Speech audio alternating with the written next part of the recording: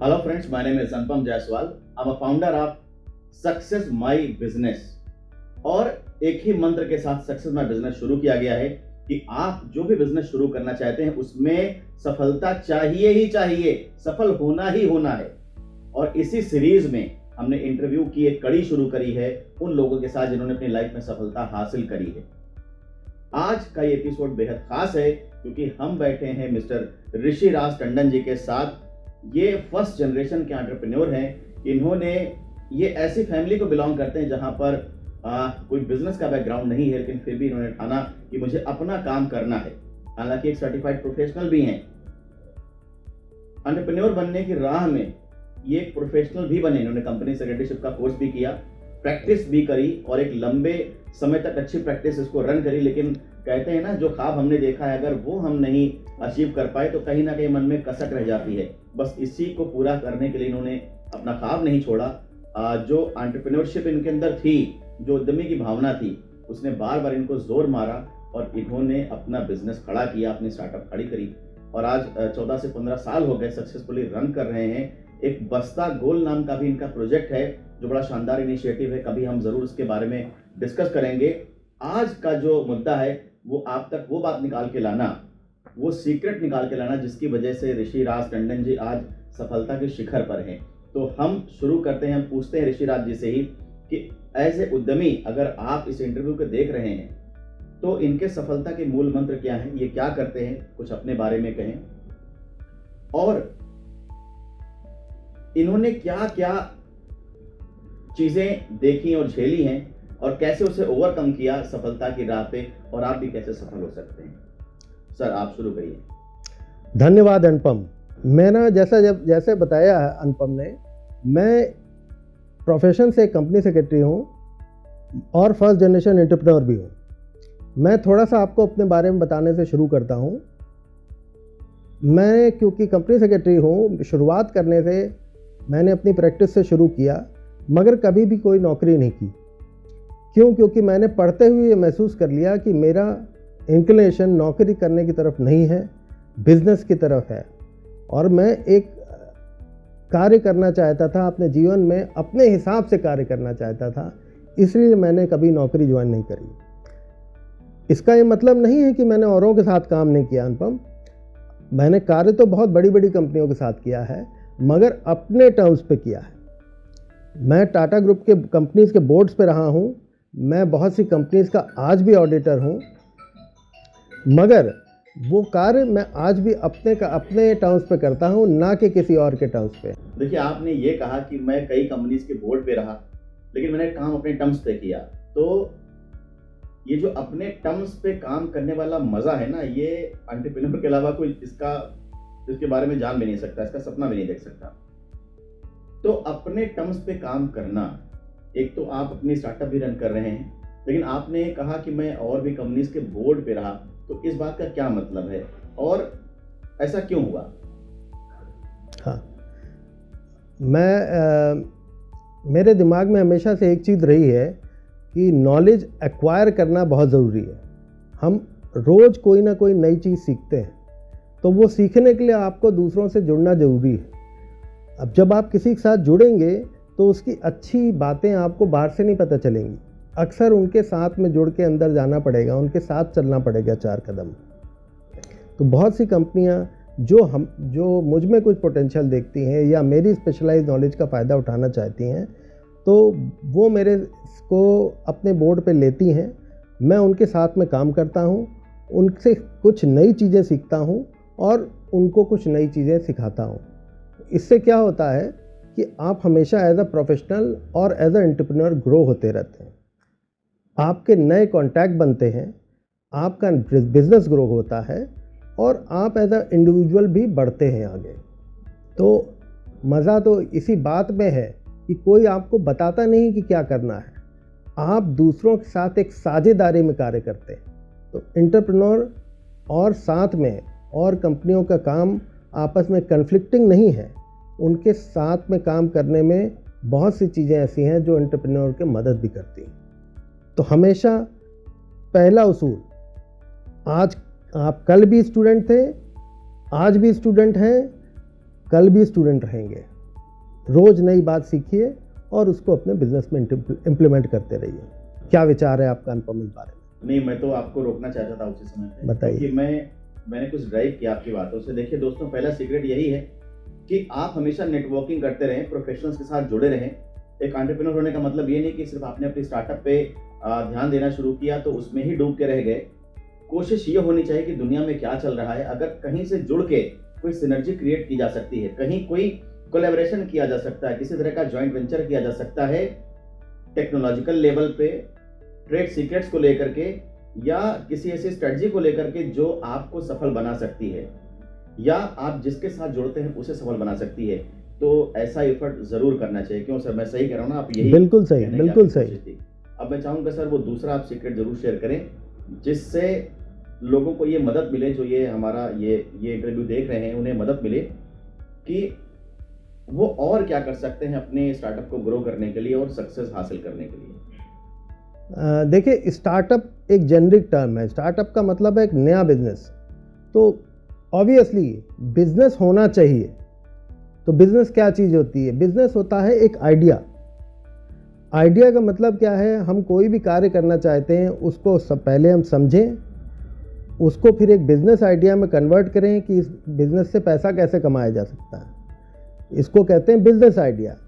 फिर एक उसके पीछे का एक मेथड होता है, प्लान होता है, बिजनेस प्लान, उसको तैयार करा जाए।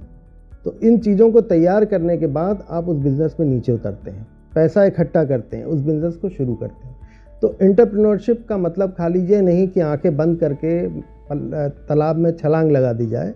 एंटरप्रेन्योरशिप का, जैसा कि तुमने कहा, अच्छे प्रोफेशनल्स के साथ में जुड़ के एक बिज़नेस प्लान तैयार किया जाए, उस बिज़नेस प्लान को आगे बढ़ाया जाए और एक अच्छे प्लान के साथ में हम लोग बिज़नेस शुरू कर सकें। तो this is what being an entrepreneurship means. Entrepreneurship एक अच्छा तरीके से काम करने को कहते हैं, खाली काम करने को नहीं कहते। मैं अपने लोगों के लिए एक बात और भी जानना चाहूँगा। वो जानना चाहूँगा कि आपने किस किस दुश्वारी का सामना किया। दुश्वारी, जीवन की सारी दुश्वारियां तो आपके सामने हमेशा होती हैं, मगर एक एंटरप्रेन्योर के लिए कुछ एडिशनल दुश्वारियां भी हैं। ख़ास तौर से मेरे जैसे एक फर्स्ट टाइम एंटरप्रेन्योर के लिए बहुत सारी दुश्वारियां हैं, जैसे कि पैसा ना होना, नंबर 1। दूसरा, कोई गाइड करने वाला ना होना जो आपको बता सके कि क्या करना चाहिए, कब करना चाहिए, कैसे करना चाहिए। नंबर 3, आपकी गलतियों को पहचान के उसके अंदर सुधार करने की गुंजाइश ढूंढना। देखिए, आंखें हमेशा बाहर दी हैं भगवान ने, अंदर नहीं दी हैं। तो उसका एक वजह है। वजह यह है कि आप दूसरे की गलती तो देख सकते हैं, अपनी खुद की गलती नहीं देख सकते। तो एंटरप्रेन्योर वही सक्सेसफुल हो सकता है जो अपनी गलती को खुद देख सके, या ऐसे लोगों को साथ में जोड़ सके जो गलती होने से पहले ही सचेत कर सके। यहाँ पे ही अच्छे प्रोफेशनल्स को साथ में जोड़ना, उनके साथ में जुड़े रहना ज़रूरी होता है। अच्छा, अभी आपने देखा कि पिछला 2 साल काफ़ी ख़राब गया लोगों का, और इन टर्म्स ऑफ बिजनेस कहें, इन टर्म्स ऑफ रेवेन्यू कहें, हर तरह से लॉस ही हुआ सबको। लेकिन सबने कहीं ना कहीं किसी ना किसी तरह से उभरने की कोशिश करी, और आप भी शायद हो सकता है इसी फेज में हो, उभरने की कोशिश में हो या उभर चुके हो। अब ये जो फेज गया, इस फेज ने जो डैमेज किया, उस डैमेज की भरपाई एक उद्यमी एंटरप्रेन्योर कैसे कर सकता है? क्या करे कि जो डैमेज इस कोविड पीरियड ने दिया है, जो नुकसान उसने उस समय झेला, तो ऐसा तो नहीं कि बस नुकसान उस समय का था, उसके कोई दूरगामी इफेक्ट नहीं थे, दूरगामी इफेक्ट भी थे। तो जो अब दूर तक इफेक्ट चले आ रहे हैं, उनसे कैसे ओवरकम किया जाए, उनको कैसे विन ओवर कर लिया जाए?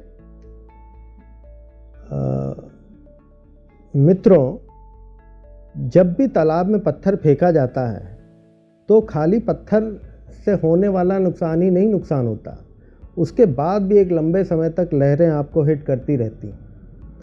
तो ये ऐसा नहीं है कि कोविड समय में जो प्रॉब्लम हुई या दिक्कतें हुई वो अभी ख़त्म हो गई। अभी वो दिक्कतें चल रही हैं और साल दर साल चलती ही रहेंगी, रुकेंगी नहीं।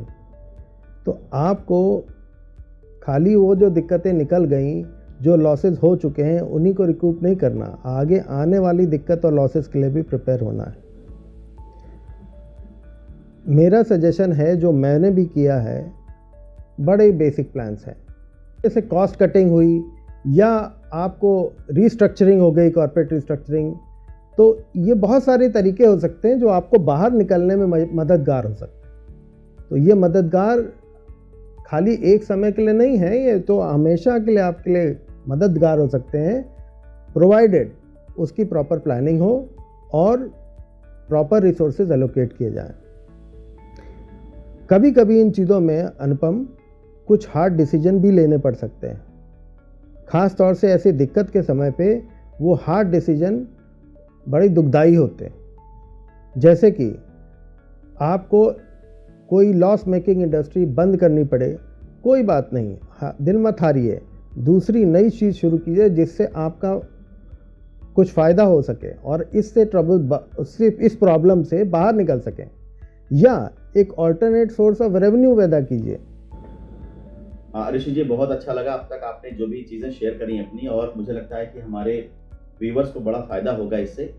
मैं फिर भी इंसिस्ट करूंगा कि कोई 3 बातें आप ऐसी ज़रूर बताइए जो आपने एक्सपीरियंस किया, अनुभव किया, और आप मानते हैं कि वो किसी भी एंटरप्रेन्योर को सफल कर सकती हैं।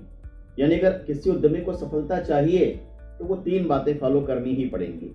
तो मैं आपसे जानना चाहूँगा कि वो 3 बातें कौन सी हैं आपकी निगाह में? मेरे हिसाब से तो 3 नहीं, कई बातें हो सकती हैं, मगर क्योंकि आपने 3 ही पूछी हैं तो मैं 3 ही बताना चाहूँगा। पहली चीज़, अपने बिजनेस एरिया को समझिए। जिस एरिया में आप जाना चाहते हैं, जो आप काम करना चाहते हैं, उसको एक प्रॉपर बैकग्राउंड अंडरस्टैंडिंग डेवलप करिए। तो मान लीजिए आप टेक्नोलॉजी सेक्टर में जाना चाहते हैं, जैसे मैं गया हूँ, तो आपको उसके बारे में ज़्यादा से ज़्यादा पढ़ना पड़ेगा, समझना पड़ेगा। बगैर समझे, बगैर पढ़े किसी भी चीज़ में घुसना बहुत ही नुकसानदेह हो सकता है।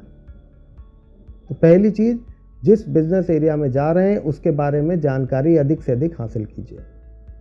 नंबर 2, अच्छे लोगों को, नॉलेजेबल लोगों को, और वो लोग जो आपका सही हित चाहते हैं उनको अपने साथ में जोड़िए और जोड़े रहिए।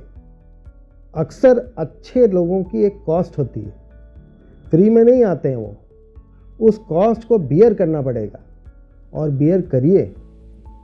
मुझे याद है जब मैं टाटा ग्रुप के साथ में जुड़ा हुआ था, अब तो कई सालों से नहीं हूँ, 8 साल रहा मैं उनके साथ, तो मुझे साल के 11 दिन के काम के मुझे 6 लाख रुपए मिलते थे। और जब उन्होंने मुझे नौकरी पे रखना की कोशिश की और मैंने मना कर दिया, तो बहुत सरप्राइज थे। उन्होंने मुझसे पूछा कि भाई आप हमारे साथ में काम ही क्यों कर रहे थे अगर नौकरी नहीं करना चाहते थे? तो मैंने उनको जवाब दिया कि भाई साहब, मैं आपके साथ में काम इसलिए कर रहा था क्योंकि I was doing my MBA under you. मैं आपके साथ में रह के बिजनेस सीखना चाहता था, जो किसी और तरीके से नहीं हो सकता था, इसीलिए मैं आपके साथ में काम कर रहा था। तीसरी चीज़ अनुपम, बहुत ज़रूरी है कि पैसे का सही बंदोबस्त करें। कोई भी कार्य रिसोर्सेज के बगैर नहीं हो सकता।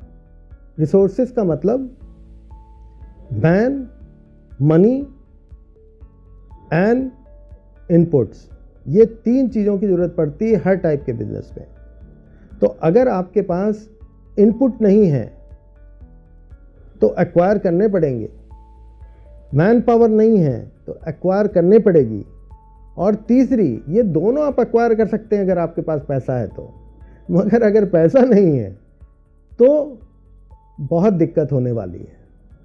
तो अगर पैसा कम भी है तब उसको अपने स्केल ऑफ ऑपरेशन से शुरू कीजिए जो उस पैसे के हिसाब से हो। ज़बरदस्ती ऐसे किसी भी ऑपरेशन में मत कूदिए जिसका पैसा आपके पास नहीं है।